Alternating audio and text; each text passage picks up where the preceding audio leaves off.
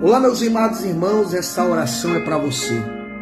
Senhor Deus querido, eu entro nesse momento para abençoar essa pessoa, nesse finalzinho de dia, meu Pai, que a vida dessa pessoa receba bênçãos, livramentos, misericórdia.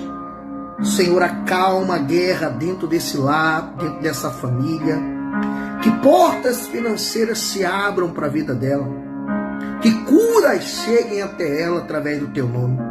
Ó Deus querido e Deus amado, que essa noite seja uma noite de bênção e milagre para essa pessoa.